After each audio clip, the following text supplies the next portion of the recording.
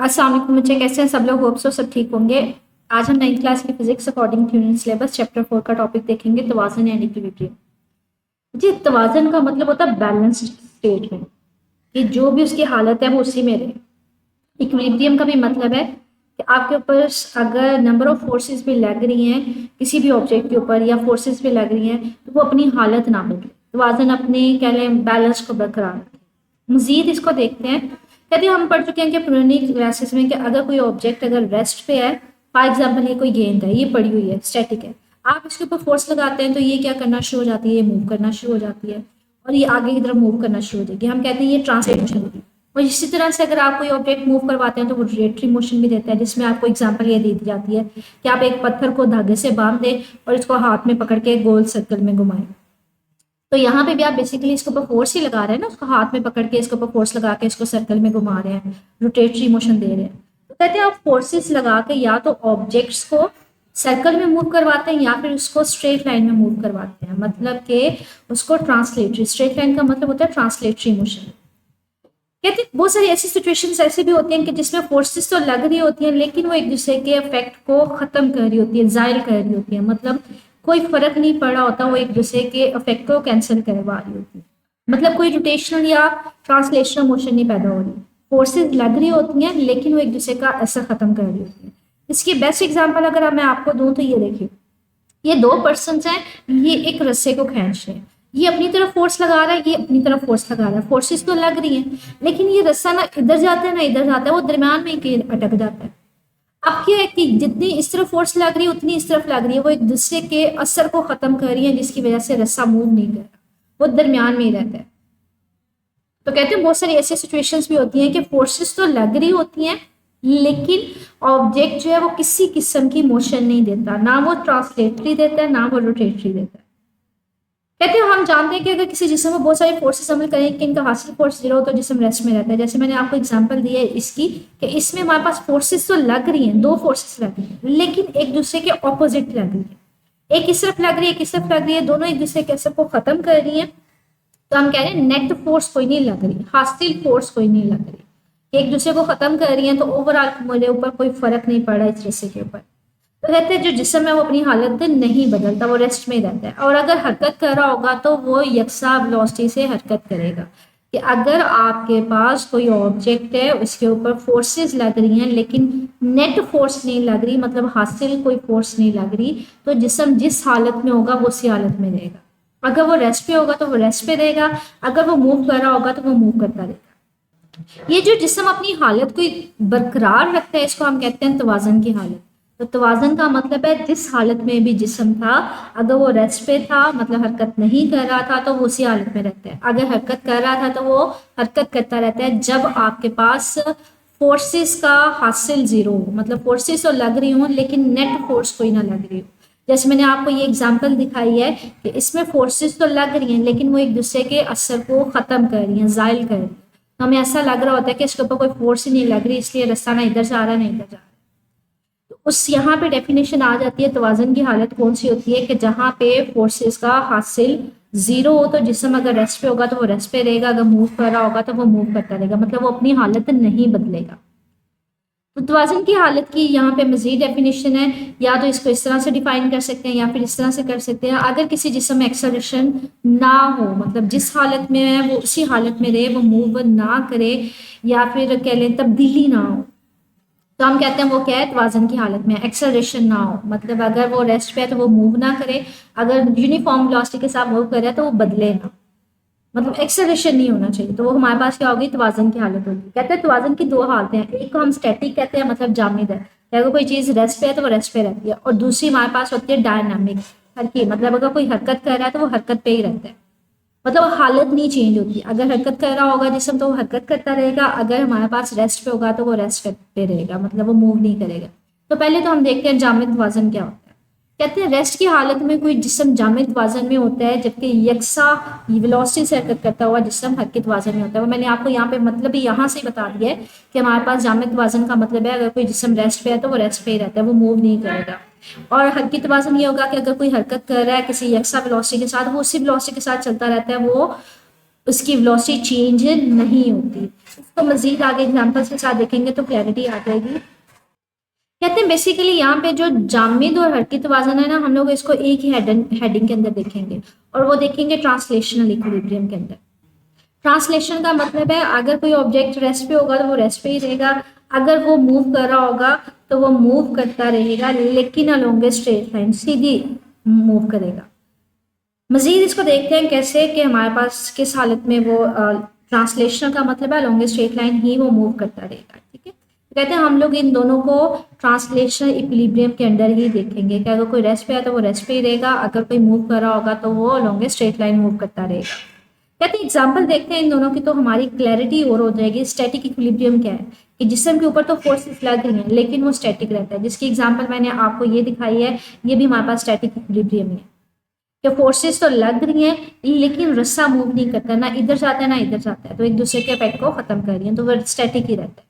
इसके अलावा आपके पास ये एक बुक की एग्जाम्पल है जो टेबल पे पड़ी है।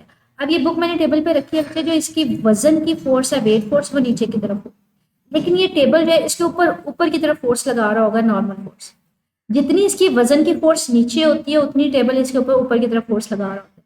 तो ये दोनों फोर्सेस सेम होती हैं, जितनी नीचे उतनी ऊपर, लेकिन दोनों की डायरेक्शन अपोजिट होती है, मुखालिफ सिमत में लग रही होती है। तो हम कहते हैं एक दूसरे के असर को ज़ाहिर कर देती हैं, तो हासिल फोर्स यहाँ पे जीरो होगी। इसलिए ये बुक जो है वो पहले भी रेस्ट पे होती है, मतलब मूव नहीं कर रही होती, बाद में भी रेस्ट पे होती है। तो वो यहाँ पे यही बात कर रहा है कि आप एक मिसाल ले लें, एक बुक की जो टेबल पे पड़ी हुई है, इसमें दो फोर्सेस लग रही हैं, एक जो इसका वजन नीचे की तरफ है, दूसरी जो फोर्स हमारे पास टेबल इसके ऊपर लगा रहा है उसको नॉर्मल फोर्स भी बोलते हैं, उसको अमुदी फोर्स भी बोलते हैं। ठीक है, वो ऊपर की तरफ लग रही है। ये रेस्ट पे क्यों? क्योंकि ये दोनों फोर्सेस एक दूसरे के असर को जाहिर कर रही हैं, इसमें किसी किस्म का एक्सेलरेशन पैदा नहीं हो रहा। वो यही कह रहे हैं दोनों फोर्सेस का मजमुआ सिफर है, कोई नेट फोर्स नहीं है एक दूसरे के हालत असर को जाहिर कर रही है। कहते हैं इसको क्वेश्चन के जरिए भी दे सकते हैं कि नेट फोर्स जीरो होनी चाहिए। आप जो ऊपर वाली फोर्स है ना उसको यूजुअली पॉजिटिव लेते हैं, जो नीचे वाली फोर्स है उसको यूजुअली नेगेटिव लेते हैं। तो मैं अगर फोर्स यहाँ पे बात करूँ, दोनों का सम इक्वल टू जीरो होना चाहिए।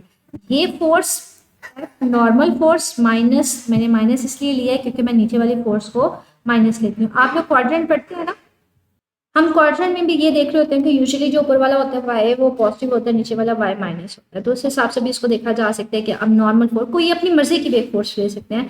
हमने ऊपर वाली डायरेक्शन में जो फोर्स लग रही है उसको पॉजिटिव ले लिया और नीचे वाली को माइनस ले लिया है। तो हमने कहा है दोनों का सम अगर जीरो के इक्वल होगा तो हमारे पास ये ऑब्जेक्ट अपनी हालत नहीं बदलेगा। तो मैंने दोनों का सम ले लिया, लेकिन सिर्फ साइन दिया है कि ऊपर वाली प्लस में होगी और नीचे वाली माइनस में होगी। तो ऊपर वाली प्लस में, माइनस नीचे वाली। इसको आप इस तरह से भी लिख सकते हैं कि साइन उसी तरह से ले लें, ये मेरे पास वेट फोर्स और ये मेरे पास नॉर्मल फोर्स, दोनों के दरमियान प्लस है, मतलब आपने दोनों को जमा करना है, दोनों का सम जीरो के इक्वल होना चाहिए। लेकिन ये प्लस माइनस है तो वो माइनस हो जाएगा, तो इसको आप एफ माइनस डब्ल्यू लिख सकते हैं। तो ये स्टेप लिखने के बाद आप अगला स्टेप ये वाला कर सकते हैं। ठीक है, अब ये माइनस है, इक्वल साइन की दूसरी साइड पे जाएगा तो प्लस हो जाएगा। तो इसका मतलब है जितनी नॉर्मल फोर्स ऊपर लग रही थी उतनी वेट फोर्स नीचे लग रही है। ठीक है, कहते हैं इसके अलावा हमारे पास और भी बहुत सारे एग्जाम्पल है जिसमें किसी ऑब्जेक्ट के ऊपर फोर्सेस तो लग रही होती है लेकिन एक्सेलरेशन पैदा नहीं हो रहा होता। कहते हैं आप क्या ले लें, किसी कमरे की छत से लटका हुआ बल्ब ले लें। अगर मैं इसकी आपको शक्ल दिखाऊं तो आपके पास, कहते हैं सपोज करें ये मेरे पास एक बल्ब है जो छत से लटका हुआ है। अब इस बल्ब का वेट क्या होगा, नीचे की तरफ होगा, लेकिन ये जो धागे के साथ इसको ऊपर की तरफ आपने बांधा होता है ना, ये ऊपर की तरफ इसके ऊपर फोर्स लगा रहा होता है। टेंशन फोर्स ऊपर होती है लेकिन इसकी फोर्स, वेट फोर्स नीचे होती है। और जितनी टेंशन फोर्स ऊपर होती है, धागा इसको ऊपर की तरफ खींच रहा होता है, वेट फोर्स इस नीचे होती है, वो दोनों एक दूसरे के इफेक्ट को क्या करवा रही होती है, कैंसिल करवा रही होती है। तो इसलिए वो हमारे पास क्या होता है, स्टैटिक होता है, उसमें एक्सेलरेशन नहीं पैदा होता, मतलब वो अपनी हालत नहीं बदलता, वो लटका ही रहता है। ठीक है, आगे कहते हैं एक बॉक्स उठाए हुए शख्स खड़ा है कि आपके पास एक पर्सन है जो स्टैंडिंग सिचुएशन में, उसने कुछ बैग पकड़ा हुआ है। लाइक ये पर्सन है कि इसने बैग पकड़ा हुआ है। अब बैग की वेट फोर्स नीचे की तरफ है लेकिन ये पर्सन इसके ऊपर फोर्स लगा रहा है अपवर्ड डायरेक्शन में, तो ये स्टैटिक ही रहता है। क्यों? क्योंकि जितनी इसकी वेट फोर्स नीचे लग रही है, पर्सन इतनी ही इसके ऊपर अपवर्ड डायरेक्शन में फोर्स लगा रहा है, तो इसने पकड़ा हुआ है। ये भी कहते हैं हमारे पास स्टैटिक इक्विलिब्रियम है। इसके अलावा कहते हैं एक रस्सी लटकते हुए वजन की मदद से दीवार के साथ सहारे उसकी हालत में रखा हुआ शदीद। कहते हैं ये एक एग्जाम्पल है आपके पास, जिसमें आपके पास एक दीवार है जिसमें एक शतीर है और इसके साथ एक वजन भी हैंग किया हुआ है इस रस्सी की मदद से।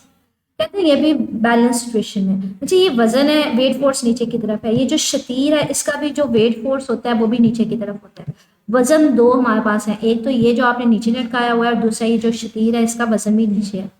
तो इसको नीचे इसलिए नहीं करता क्योंकि बच्चे इन दोनों को आपने धागे की मदद से बांधा होता है, ये धागा इसके ऊपर इन दोनों के ऊपर इक्वल फोर्स लगा रहा होता है, टेंशन फोर्स अपवर्ड डायरेक्शन में। तो हम कहते हैं इसलिए ये शतीर और वजन जो है बैलेंस हो रहे होते हैं क्योंकि इसके ऊपर धागे की मदद से अपवर्ड डायरेक्शन में फोर्स लगाई जा रही होती है।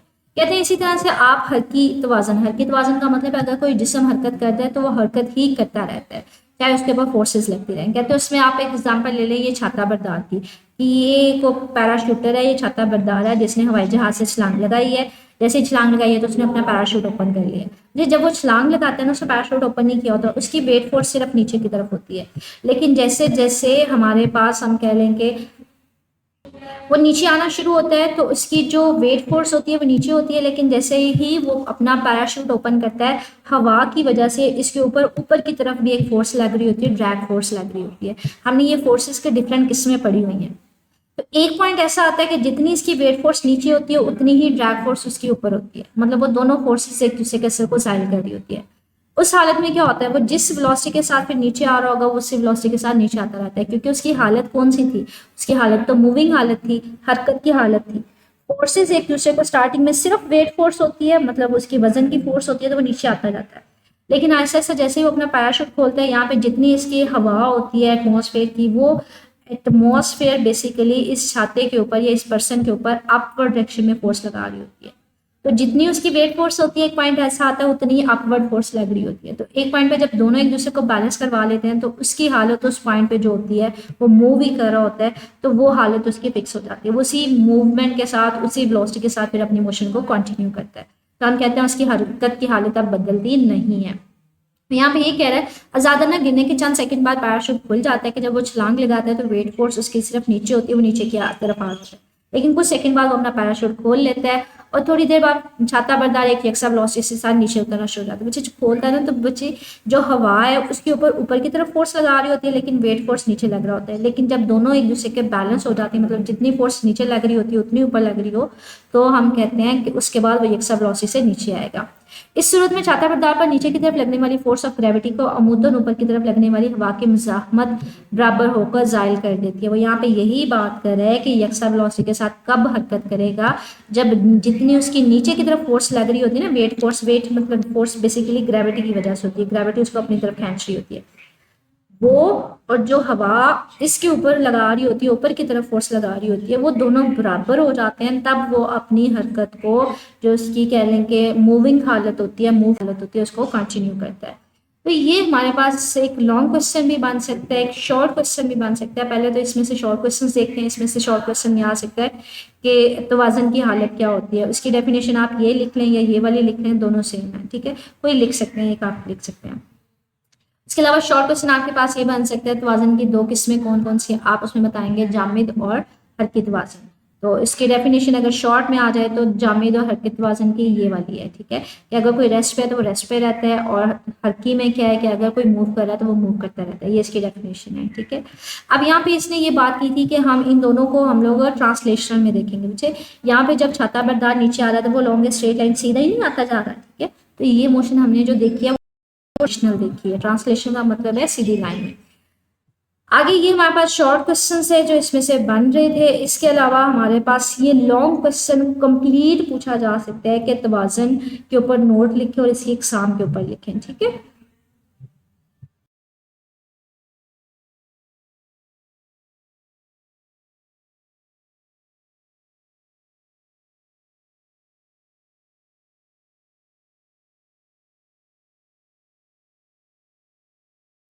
ये शॉर्ट क्वेश्चन आपके पास किसी एक ऐसे मिसाल दें, जिसम की मिसाल दें जो हरकत कर रही हो लेकिन तवाज़न की हालत में हो। बच्चे इसमें पैराट्रूपर जो छाता बरदार के एग्जाम्पल है, लास्ट वाला पैसेज वो इसमें आ जाएगा, ठीक है।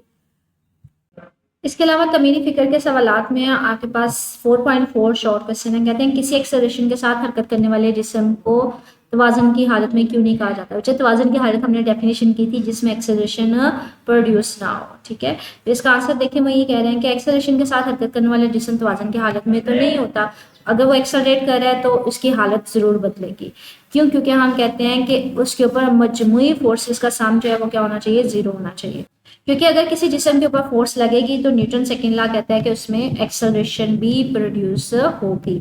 और हम ये कहते हैं कि तवाज़न है ही वो जिसमें नेट फोर्स या हासिल फोर्स या कोई फोर्स जो है, हासिल कोई फोर्स ना लग रही हो, वो ज़ीरो हो, और एक्सेलरेशन भी क्या हो, ज़ीरो। तो वो इसलिए हमारे पास हासिल तवाज़न में नहीं रहता। क्योंकि वो यहाँ पे ये कह रहा है क्योंकि मजमूई फोर्स इसकी वेलोसिटी में तब्दीली पैदा करती है। अगर फोर्स लगेगी तो एक्सेलरेशन होगा। हम कह रहे हैं हासिल फोर्स ही ज़ीरो है, तो इसलिए ये हालत तवाज़न में नहीं होगा। तो ये हमारा आज का टॉपिक था, जिसमें से मैंने आपको शॉर्ट क्वेश्चन भी बता दिए। लॉन्ग क्वेश्चन में एज अ होल पूछा जा सकते हैं। इसके अलावा स्टिल कुछ कोई पॉइंट पूछना हो तो मेरे से कमेंट सेक्शन पूछ लीजिएगा। ओके, अल्लाह हाफिज़।